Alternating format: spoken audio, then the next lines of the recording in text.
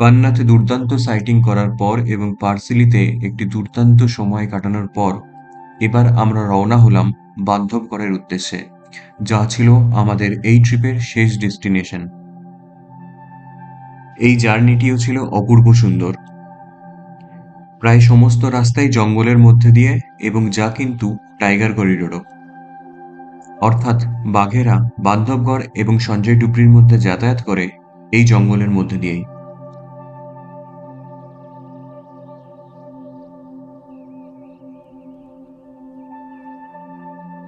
বান্ধবগড়ে আমরা থাকবো টালা গেটের কাছে এমপিটি রিসর্টে, যেখানে পৌঁছাতে আমাদের সময় লেগেছিল প্রায় 2 ঘন্টা মতো।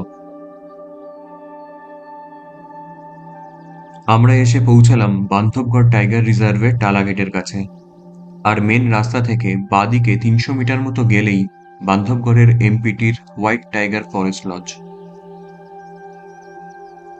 পরবর্তী 3টি দিনের আস্তানা আমাদের এখানেই।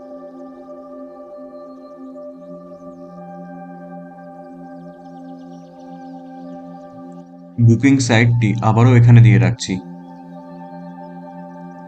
মধ্যপ্রদেশ গভর্নমেন্টের এই রিসর্টগুলির একটি বড় সুবিধা আপনাদের জানিয়ে রাখছি। পিক সিজনে আপনারা যদি সাফারির জন্য জিপের পারমিট নাও পান, তাহলেও আপনারা এনাদের সঙ্গে ক্যান্টারের জন্য কথা বলতে পারেন। কারণ গভর্নমেন্টের রিসর্ট হওয়ার সুবাদে এনাদের কাছে নিজেদের হাতে ক্যান্টারের কিছু টিকিট ব্লক করা থাকে। সেক্ষেত্রে আপনারা সেই সুবিধা এনাদের কাছ থেকে নিতে পারেন যদি অ্যাভেলেবেল থাকে। এবার আমরা চললাম আমাদের ঘরের উদ্দেশ্যে। বড় বড় গাছের মাঝখানে এই রিসর্টটি বেশ খানিকটা জায়গা নিয়ে বানানো। আর মাঝখানে এই যে খোলা জায়গাটি দেখছেন, এখানে সন্ধ্যাবেলা চা এবং স্ন্যাক্সের বন্দোবস্ত থাকে, এবং কিছু কিছু সময় স্থানীয় কালচারাল প্রোগ্রামেরও বন্দোবস্ত করা হয় এখানে। এবার একটু দেখিয়ে দিই আমাদের কটেজটি কেমন ছিল। আমি দামের কথা এখানে কিছু জানাচ্ছি না, আপনারা ওয়েবসাইট থেকে দাম চেক করে নিতে পারেন, যা আমি একটু আগেই দিয়ে দিয়েছি। সাথে ডেসক্রিপশনেও পেয়ে যাবেন ওয়েবসাইটটি। যেহেতু এমপিটির এই রিসর্টগুলিতে ডাইনামিক প্রাইসিং, সেহেতু অফ সিজন বা পিক সিজনে দামের তারতম্য বেশ কিছুটা হয়। দুপুরবেলায় লাঞ্চ করে আমরা বেরিয়ে পড়লাম আমাদের বান্ধবগড়ের প্রথম সাফারি করতে। রিসর্ট থেকে পারমিট অফিসের দূরত্ব প্রায় 300 মিটার মতো, তাই সহজেই আপনারা হেঁটেই পৌঁছাতে পারবেন এখানে। আর আপনাদের যদি নিজস্ব ফুল জিপ পারমিট থাকে, সেক্ষেত্রে রিসর্টে ইনফর্ম করে দিলে সেই জিপই আপনাদের রিসর্ট থেকে পিক আপ করে সাফারি করিয়ে আবার আপনাকে রিসর্টে ড্রপ করে দেবে।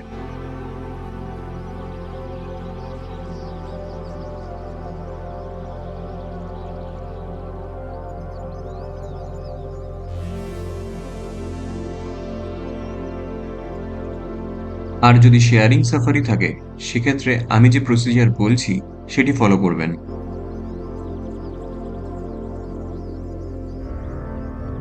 প্রথমে এসে আপনি আপনার পারমিটের প্রিন্ট আউটটি জমা দেবেন এই কাউন্টারে। এখান থেকেই আপনাকে আপনার সহযাত্রীদের ফোন নম্বরও দিয়ে দেওয়া হবে এবং গাড়িও অ্যালট করে দেওয়া হবে। এবার জিপ এবং গাইডের চার্জ আপনাকে জমা দিতে হবে এই কাউন্টারে। বান্ধবগড়ে জিপ চার্জ 3,500 টাকা এবং গাইড চার্জ 800 বা 1000 টাকা, গাইডের অভিজ্ঞতা অনুযায়ী।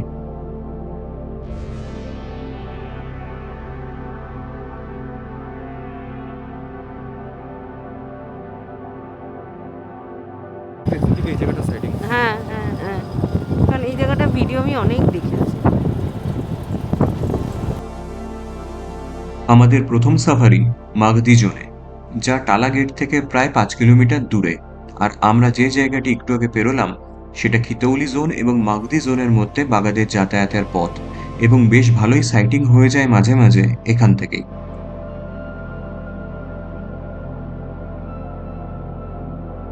এবার আমরা পৌঁছালাম মাগদি জোনের গেটে। চেক হলো আমাদের পারমিট এবং আই কার্ড, এবং তারপরে আমরা প্রবেশ করলাম প্রথমবার বান্ধবগড় জঙ্গলের কোর এরিয়াতে। আমি আপনাদের বলবো, যদি পকেটে কুলায় সমস্ত সাফারি করুন নিজেদের জিপ নিয়ে, অথবা গ্রুপ করে আসুন যারা জঙ্গলকে ভালোবাসে বা যারা সাফারির নিয়ম কানুন জানে তাদের সঙ্গে। আমাদের প্রথম সাফারিতেই আমাদের একটি নিশ্চিত সাইটিং মিস হয়ে গেল শুধুমাত্র একজন আধ ঘন্টা দেরি করে পৌঁছানোর জন্য। যাই হোক, মাগদি জোনে পৌঁছানোর পরেই শুরু হলো চারিদিক থেকে দুর্দান্ত অ্যালার্ম কল। আমরা রাস্তা বরাবর দৌড়াচ্ছি আর জঙ্গলের দুপাশ থেকেই আসছে অ্যালার্ম কল। গাইড জানালেন এই রাস্তার দুপাশে দুটি আলাদা আলাদা বাঘের টেরিটরি, তাই চান্স আছে যে কোনো একটি অন্তত বাইরে আসার। চলতে থাকলো ধুলো উড়িয়ে চিরুনি তল্লাশি, আর আমরা আমাদের অভ্যাস মতো জঙ্গলের সৌন্দর্য উপভোগ করতে থাকলাম সমান তালে। কিন্তু অনেক খোঁজাখুঁজি, অনেক প্রতীক্ষা এবং অনেক দৌড়াদৌড়ির পরেও কোনো বাঘেরই দেখা পাওয়া গেল না। চলুন বান্ধবগড়ে একটা খেলা খেলি। আমাদের এই বান্ধবগড়ে বাঘেদের সঙ্গে লুকোচুরি খেলায় কে কতবার জেতে। আমাদের 5টি সাফারির একটি শেষ, আর আপাতত স্কোর বাঘ 1 আর আমরা 0। ফিরে আসলাম আমরা রিসর্টে এবং সেই ঠান্ডায় বেশ ভালো উপভোগ করলাম সেদিনের সন্ধ্যের চা এবং সাথে গরম গরম পাকোড়া।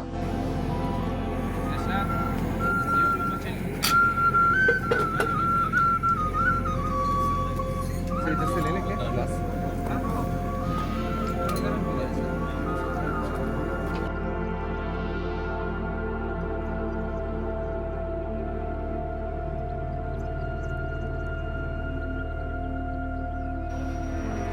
28শে ডিসেম্বরের ভোর 5টা, আর আমরা রওনা দিলাম খিতৌলি জোনের উদ্দেশ্যে আমাদের মর্নিং সাফারিতে। এই খিতৌলি জোনও টালা গেট থেকে প্রায় 5 কিলোমিটার দূরে, কিন্তু এর জন্য আপনার জিপ আপনাকে এক্সট্রা কোনো চার্জ করবে না। এদিন সকালে আমাদের ছিল ফুল জিপসি বুকিং, তাই দুজন মিলে ঠিক সময়ে বেরিয়ে পড়েছিলাম খিতৌলি জোনের উদ্দেশ্যে। এবার দেখা যাক খিতৌলি জোনের এই মর্নিং সাফারিতে আমাদের সঙ্গে বাঘেদের যে লুকোচুরি খেলা চলছে তার স্কোর কিছু চেঞ্জ হয় নাকি। আর সাথে জানিয়ে রাখি, আপনারা বান্ধবগড়ের যে কোনো কোর জোনেই সাফারি করুন, তা টালা হোক, খিতৌলি হোক বা মাগদি হোক, 3টি জোনই অপূর্ব সুন্দর। ল্যান্ডস্কেপ সঙ্গে ওয়াটার হোলস এবং বড় বড় গাছ মিলে দুর্দান্ত সুন্দর এই জঙ্গলটি। ঘড়ির কাঁটায় ঠিক সকাল 6টা, আর জিপগুলি আস্তে আস্তে প্রবেশ করতে থাকলো খিতৌলি জোনে। जी जी जी।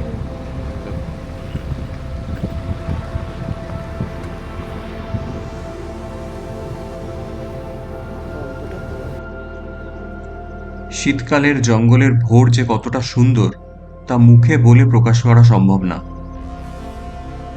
একদিকে বড় বড় গাছের নিকষ ছায়া, আর অন্যদিকে সূর্য উঠছে আর জলের উপর কুয়াশা রয়েছে। এই দৃশ্য সত্যিই মনোমুগ্ধকর। আমরা প্রথমে প্রবেশ করেছি রা ফিমেলের এরিয়াতে। রা ফিমেল তার 3টি লিটার বা বাচ্চাকে নিয়ে এই এরিয়া শাসন করে।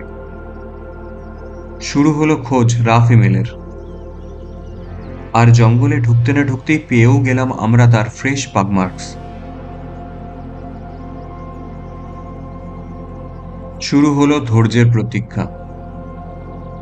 কিন্তু জঙ্গলটি এত সুন্দর যে ঘন্টার পর ঘন্টা যদি আপনি বসেও থাকেন আর আপনি যদি জঙ্গলকে ভালোবাসেন, সেক্ষেত্রে আপনি কিন্তু বোর হবেন না।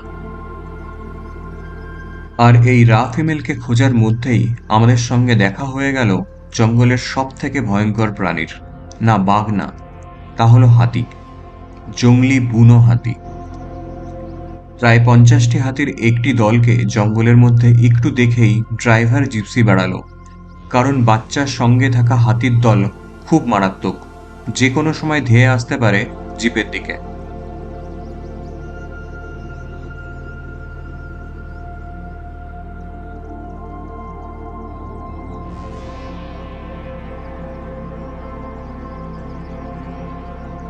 আবার এসে একটি ছোট ওয়াটার হোলের কাছে শুরু হলো আমাদের প্রতীক্ষা।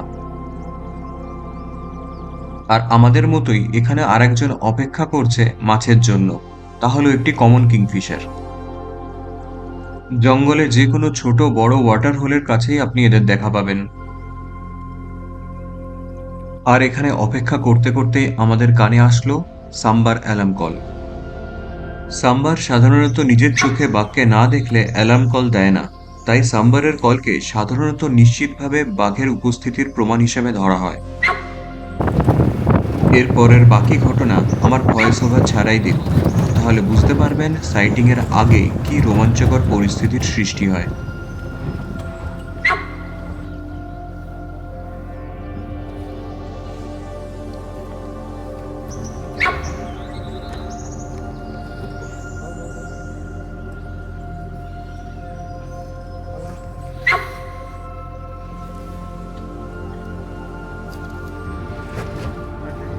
তাহলে বুঝে পাবো।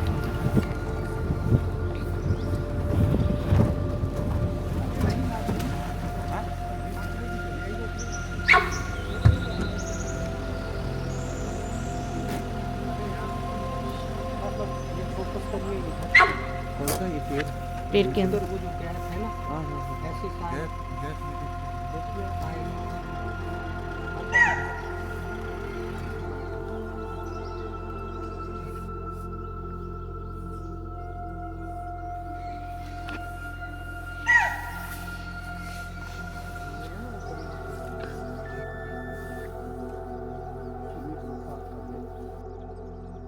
এবং জঙ্গলের আড়াল ছেড়ে এবার আমাদের সামনে আসলো একটি বড় সাব অ্যাডাল্ট মেল টাইগার।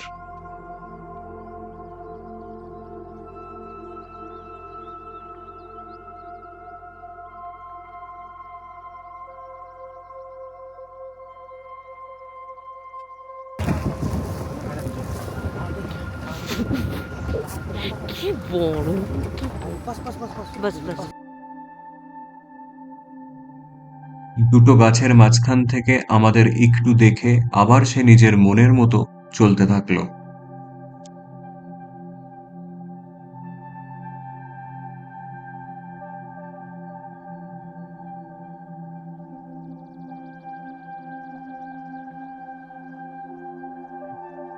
আর আমরা উপভোগ করতে থাকলাম আমাদের বান্ধবগড়ের প্রথম সাইটিং।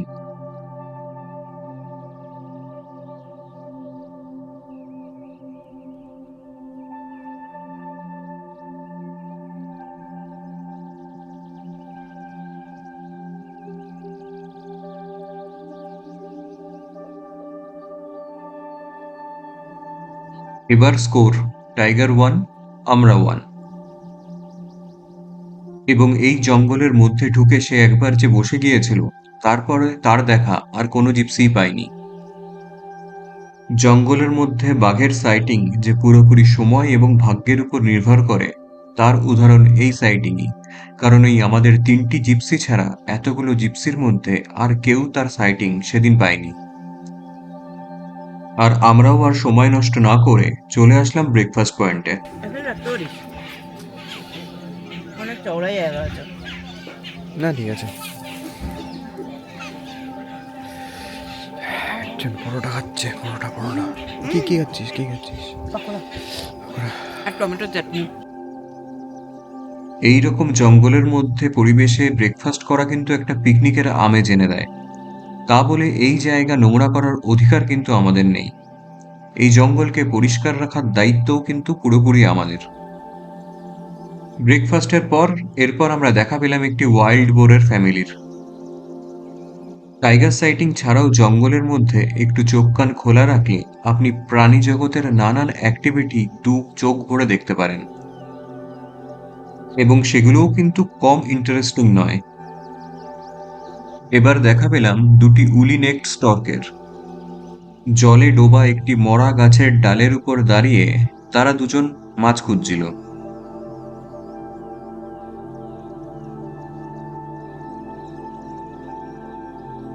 আর মাথার উপর একটি গাছের ডালে বসেছিল একটি আইবিস।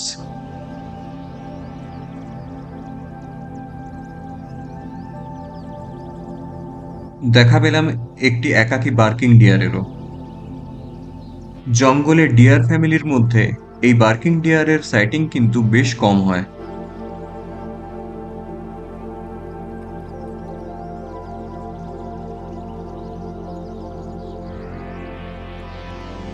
আবার কিছুক্ষণ অপেক্ষা, যদি আরেকবার সাইটিং হয়ে যায়।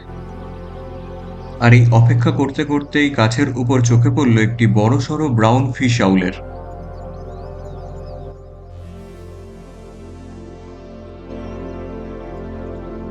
সাফারির সময় প্রায় শেষের দিকে। আমরা বেরিয়ে আসলাম গেট থেকে।